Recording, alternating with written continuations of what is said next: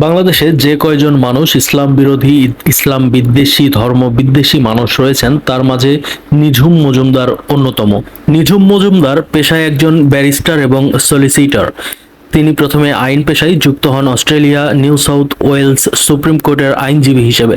পরবর্তীতে তিনি New Zealand High Court barrister এবং সলিসিটর হিসেবে এনরোলড হন। বর্তমানে তিনি যুক্তরাজ্যে আইন পেশায় নিয়োজিত রয়েছেন।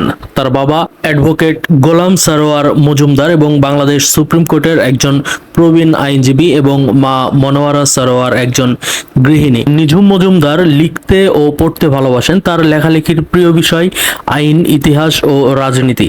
বাংলাদেশে গঠিত আন্তর্জাতিক অপরাধ ট্রাইব্যুনাল নিয়ে তার 3টি গবেষণামূলক আইনি গ্রন্থ রয়েছে এবং প্রতিটা গ্রন্থেই ইসলাম এবং ধর্মবিদ্বেষী বিষয়টা পরিষ্কারভাবে তুলে ধরেছেন। বই 3টি হলো একাত্তরের ঘাতকদের বিচারে মুসলিম আইডেন্টিটির অপব্যবহার, আন্তর্জাতিক অপরাধ ট্রাইব্যুনাল, বিবাদী পক্ষের অদ্ভুত সাক্ষীগুলো, আন্তর্জাতিক অপরাধ ট্রাইব্যুনাল, প্রোপাগান্ডা ও উত্তর।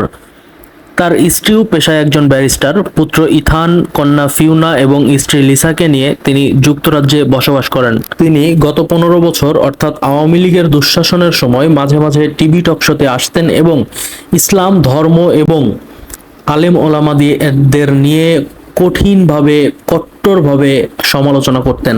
তিনি যেহেতু একজন ইসলাম বিদ্বেষী ছিলেন, টকশোগুলোতে মূলত তিনি আলেম ওলামাদেরকে, ইসলাম ধর্মকে ছোট করার উদ্দেশ্যেই কথা বলতেন এবং তার এই উদ্দেশ্য পূরণের জন্যই বারবার তিনি টকশোতে আসতেন এবং ধর্মপরায়ণ মুসলিম মানুষদের কটূক্তি করে বিভিন্ন মন্তব্য করতেন। 2024 সালে স্বৈরাচার শেখ হাসিনার পতনের পর থেকে নিঝুম মজুমদারও গা ঢাকা দিয়েছেন এবং তিনি বর্তমানে কোন দেশে রয়েছেন এই তথ্য পাওয়া যায়নি।